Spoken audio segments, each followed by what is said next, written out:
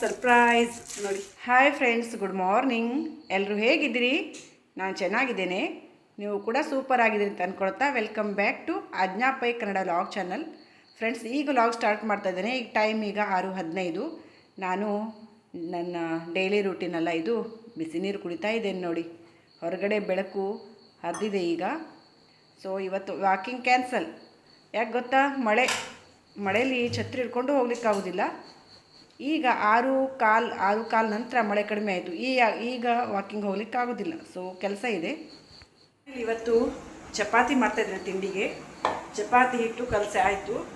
ಹಾಗೆ ನಾನು ಇವತ್ತು ಶನಿವಾರ ಈರುಳ್ಳಿ ತಿನ್ನೋದಿಲ್ಲ.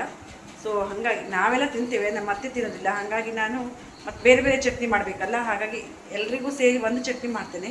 ಒಗ್ಗರಣೆ ಹಾಕಿ ಚಟ್ನಿ ಮಾಡ್ತೇನೆ. ಚಪಾತಿ ಚಟ್ನಿ ಇವತ್ತು. ನಮ್ಮನಾಗ ಸಕ್ಕರೆ ತುಪ್ಪ ಹಾಕ್ಕೊಂಡು ತಿಂತಾಳೆ ಅವಳು. ಚಟ್ನಿನೂ ಇಷ್ಟ ಆಗೋದಿಲ್ಲ. ಸೊ ಈಗ ಬೇಗ ಚಟ್ನಿನ ಮಾಡ್ಕೊಳ್ಳೋಣ ಬನ್ನಿ. ಚಟ್ನಿ ರೆಡಿಯಾಗಿದೆ. ಅದಕ್ಕೆ ಸಾಸಿವೆ ಒಗ್ಗರಣೆ ಹಾಕಿದೆ. ಚಪಾತಿ ಕೂಡ ಬೇಯಿಸ್ಕೊಳ್ತಾ ಇದ್ದೇನೆ. ಚಪಾತಿ ಬೇಯಿಸ್ಕೊಂಡು ಚಟ್ನಿ ಮಾಡಿದ್ದಾಯಿತು. ಈಗ ಬ್ರೇಕ್ಫಾಸ್ಟ್ ಮಾಡೋದು ಫ್ರೆಂಡ್ಸ್. ಬನ್ನಿ ಬ್ರೇಕ್ಫಾಸ್ಟ್ ಮಾಡೋಣ. ನಾನು ಚಟ್ನಿ ಹಾಕ್ಕೊಂಡ್ರೂ ಕೂಡ ನನಗೆ ತುಪ್ಪ ಇಷ್ಟ. ತುಪ್ಪದ ಜೊತೆ ಸಕ್ಕರೆ ಇಷ್ಟ ಇಲ್ಲ.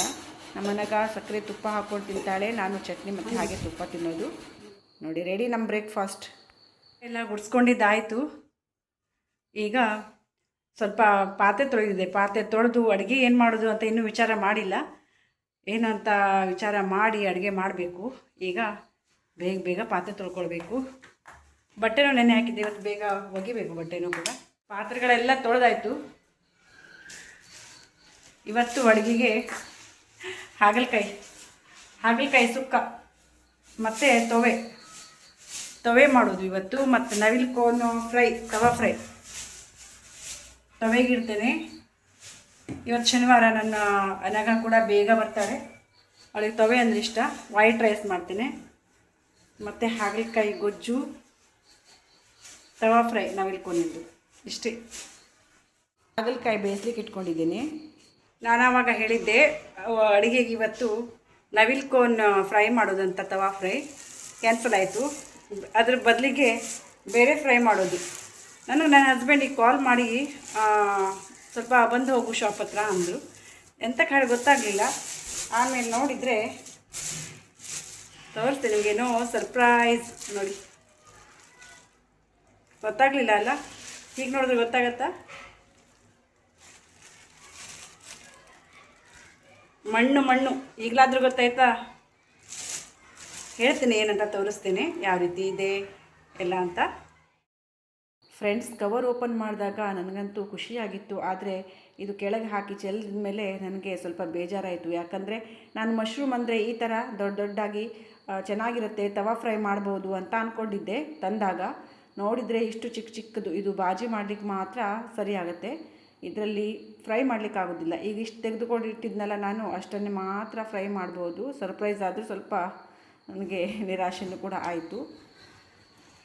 ಇದು ನೋಡಿ, ಹಾಗಲಕಾಯಿ ಗೊಜ್ಜಿಗೆ ಹಾಗಲಕಾಯಿನ ಬೇಯಿಸಿ ಅದನ್ನು ಹಿಂಡಿ ಬೇರೆ ಪಾತ್ರೆಯಲ್ಲಿ ಹಾಕ್ಕೊಂಡು ಆಮೇಲೆ ಮಸಾಲೆ ಹಾಕಿ ಗೊಜ್ಜು ಮಾಡೋದು. ತುಂಬ ಟೇಸ್ಟಿಯಾಗಿರ್ತದೆ. ಕೆಲವರು ಹಾಗಲಕಾಯಿ ಕಹಿ ಆಗಲ್ವಾ ಅಂತ ಕೇಳ್ತಾರೆ. ಇಲ್ಲ, ಕಹಿ ಆಗಲ್ಲ. ಅದಕ್ಕೆ ರುಚಿಗೆ ತಕ್ಕಷ್ಟು ಉಪ್ಪು ಹಾಕ್ತೇವಲ್ಲ, ಸೊ ಹಂಗೆ ಕಹಿ ಆಗೋದಿಲ್ಲ. ತವೆನೂ ಕೂಡ ಆಯಿತು. ಅನ್ನ ಕೂಡ ಇಟ್ಕೊಂಡಿದ್ದೆ. ಇದಕ್ಕೆ ನಾನು ಹುಣಸೆ ಹಣ್ಣು ಹಾಕಿಲ್ಲ. ಇದು ನಮ್ಮನೇಲಿ ಹುಳಿ ಅಮಟೆಕಾಯಿ ಇತ್ತು. ಈ ಹುಳಿ ಅಮಟೆಕಾಯಿನೇ ಹಾಕ್ಕೊಂಡೆ. 3 ಅಮಟೆಕಾಯಿ ನೋಡಿ.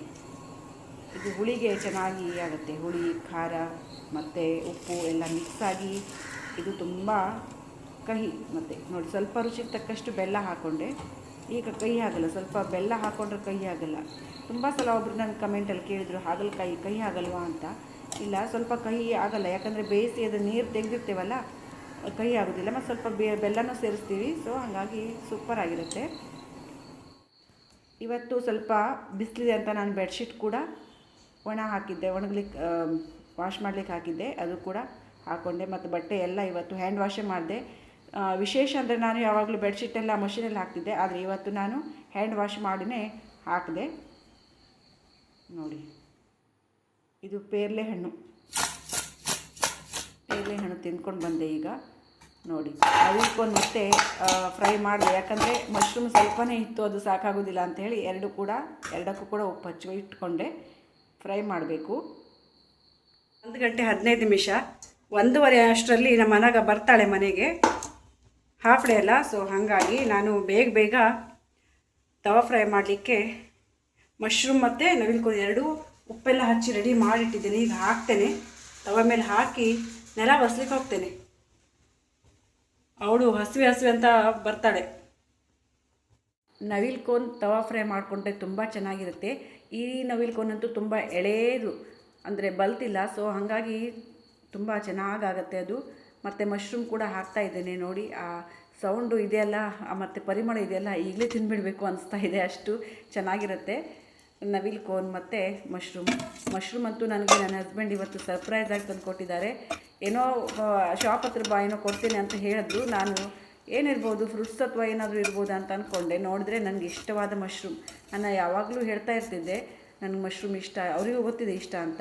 ಇನ್ನೂ ಸಿಕ್ಕಿರಲಿಲ್ಲ, ಈ ಸಲ ಸೀಸನ್ನಲ್ಲಿ ಇದೇ ಫಸ್ಟ್ ಸಿಕ್ಕಿದ್ದು.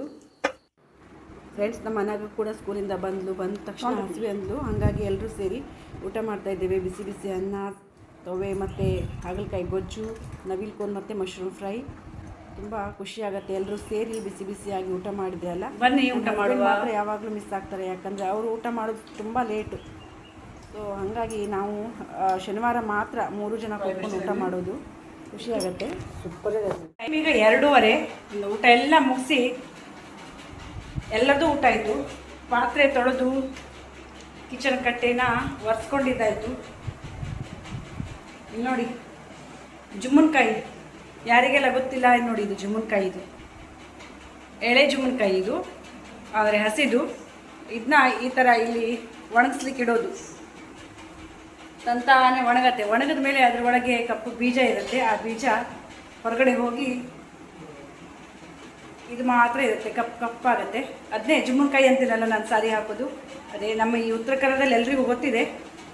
ಗೊತ್ತಿಲ್ಲದೆ ಇದ್ದವರಿಗೆ ಅದನ್ನ ತೋರಿಸ್ತಾ ಇದ್ದೀನಿ ಅಷ್ಟೇ. ಬಾಯ್, ಆಮೇಲೆ ಸಿಗ್ತೇನೆ. ಫ್ರೆಂಡ್ಸ್, ಈ ಜುಮ್ಮನ್ಕಾಯಿ ಕೆಲವರಿಗೆ ಇಷ್ಟ ಆಗಲ್ಲ, ಆದರೆ ನಮ್ಮನೇಲಿ ಎಲ್ರಿಗೂ ಇಷ್ಟ ಆಗುತ್ತೆ. ಕೆಲವು ಇಷ್ಟ ಆಗದೆ ಇದ್ದವರು ಜುಮ್ಮನ್ಕಾಯಿ ಹಾಕೋ ಪದಾರ್ಥಕ್ಕೆ ಅವರು ಒಗ್ಗರಣೆ ಹಾಕ್ಕೊಂಡ್ಬಿಡ್ತಾರೆ. ಈ ಜುಮ್ಮನ್ಕಾಯಿ ಮಸಾಲೆಗೆ ಹಾಕೋದು ಸಾಧಾರಣವಾಗಿ ಉತ್ತರ ಕರ್ನಾಟಕದಲ್ಲೆಲ್ಲ ಅವ್ರಿಗೆ ಎಷ್ಟು ಗೊತ್ತಿಲ್ಲ ಅಂತ ಅನಿಸುತ್ತೆ ನನಗೆ. ಈ ಕಡೆಯವರು ಎಲ್ರಿಗೂ ಇದು ಗೊತ್ತಿದೆ ಸಾಮಾನ್ಯವಾಗಿ. ಸಂಜೆ 6 ಗಂಟೆ. ನಾನು ಹಾಗೆ ತಲೆ ಬಾಚಿಕೊಂಡು ಸ್ವಲ್ಪ ಹೊತ್ತು ಅಂಗಳದಲ್ಲಿ ಬಂದು ನಿಂತ್ಕೊಂಡೆ. ಚಿಕ್ಕದಾಗಿ ಮಳೆ ಬರ್ತಾ ಇದೆ. ಸ್ವಲ್ಪ ಇಂಥ ಚಿಕ್ಕ ಮಳೆಯಲ್ಲಿ ನೆನೆಬಾರ್ದಂತೆ, ಥಂಡಿ ಆಗಿಬಿಡ್ತದಂತೆ. ಹಾಗಾಗಿ ನನಗೆ ಸ್ವಲ್ಪ ಹೆದರಿಕೆ. ಥಂಡಿ ಆದರೆ ಸಾಧಾರಣ ಕಡಿಮೆನೇ ಆಗೋದಿಲ್ಲ. ಇಲ್ಲಿ ನೋಡಿ ಗುಲಾಬಿ ಗಿಡ ಪಾಟಲ್ಲಿ ಎಷ್ಟು ಚೆನ್ನಾಗಿದೆ ನೋಡಿ ಹೂವು. ಅದು ತುಂಬ ಗಿಡ ತುಂಬ ಆದರೆ ಚೆನ್ನಾಗಿ ಆಗುತ್ತೆ, ಅದು ಚೆನ್ನಾಗಿ ಕಾಣಿಸ್ತದೆ. ಇದು ನೋಡಿ ಕೆಂಪು ಗುಲಾಬಿ ಹೂವು ಚಿಕ್ಕ ಪಾಟಲ್ಲಿ ಆಗಿದೆ. ಅಮ್ಮನ ಮನೆಯಿಂದ ತಂದಿದ್ದು ಗಿಡ ಇದು. ಪಾಟ್ ಇಲ್ಲಿದೆ, ಹೂವು ಮಾತ್ರ ಆ ಕಡೆ ಹೋಗಿದೆ. ಈಗ ಗುಲಾಬಿ ಹೂವು ಆಗೋ ಸೀಸನ್ ಏನು ಗೊತ್ತಿಲ್ಲ. ಹಾಗೆ ನಾನು ನಮ್ಮ ಮನೆಗಂಗೆ ಸ್ವಲ್ಪ ಆ್ಯಕ್ಟಿವಿಟೀಸಿಗೆ ಹೆಲ್ಪ್ ಮಾಡ್ತಾ ಇದ್ದೇನೆ ನೋಡಿ. ಅವಳಿಗೂ ಹೆಲ್ಪ್ ಆಗುತ್ತಲ್ಲ. ಟೈಮ್ ಈಗ 7:45. ನಾನು ಕಿಚನಿಗೆ ಬಂದೆ. ಚಪಾತಿ ಮಾಡೋಣ ಅಂತ ಬೆಳಿಗ್ಗೆ ಚಪಾತಿ ಮಾಡಿದ್ದೆ ಅಲ್ಲ, ಅದರ ಹಿಟ್ಟು ಇತ್ತು, ಅದನ್ನ ಫ್ರಿಜ್ಜಲ್ಲಿ ಹಾಕಿಟ್ಟಿದೆ. ಆವಾಗಲೇ ಫ್ರಿಜ್ಜಿಂದ ತೆಗೆದಿಟ್ಟು ಹೋಗಿದ್ದೆ. ಈಗ ಚಪಾತಿ ಮಾಡ್ಕೊಳ್ತೇನೆ.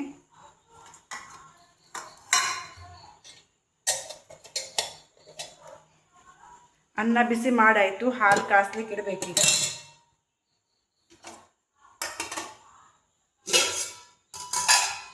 ಸಂಜೆ ಕೆಲಸ ಇದು.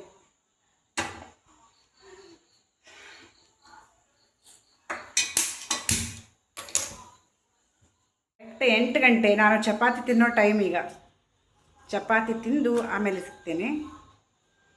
ಎಷ್ಟು ಖುಷಿ ಆಗ್ತಾ ಇದೆ ಅಂದರೆ ನೋಡಿ, ಎಷ್ಟು ಚೆನ್ನಾಗಿ ಮಳೆ ಗಾಳಿ ಎಲ್ಲ ಬೀಳ್ತಾ ಇದೆ.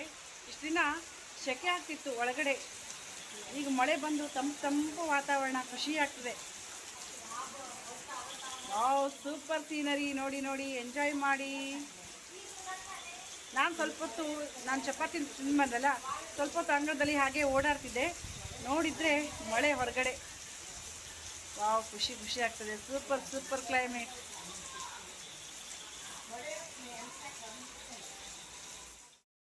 ನನಗೆ ಇಂತಹ ಮಳೆ ವಾತಾವರಣ ಎಲ್ಲ ತುಂಬ ಖುಷಿ ಕೊಡ್ತದೆ ಫ್ರೆಂಡ್ಸ್. ನನಗೆ ಯಾಕೋ ಗೊತ್ತಿಲ್ಲ, ಈ ಥರ ಮಳೆಯೆಲ್ಲ ಬಂದಾಗ ನನ್ನ ಬಾಲ್ಯದ ದಿನಗಳು ತುಂಬ ನೆನಪಿಗೆ ಬರುತ್ತೆ. ಖುಷಿ ವಾತಾವರಣ. ಫ್ರೆಂಡ್ಸ್, ಇಲ್ಲಿಗೆ ವಿಡಿಯೋನ ಎಂಡ್ ಮಾಡ್ತೇನೆ. ವಿಡಿಯೋ ಇಷ್ಟ ಆದರೆ ಒಂದು ಲೈಕ್ ಮಾಡಿ, ಶೇರ್ ಮಾಡಿ, ಕಮೆಂಟ್ ಮಾಡಿ, ಚಾನಲ್ನ ಸಬ್ಸ್ಕ್ರೈಬ್ ಮಾಡ್ಕೊಂಡು ವಿಡಿಯೋನ ನೋಡಿ. Thank you.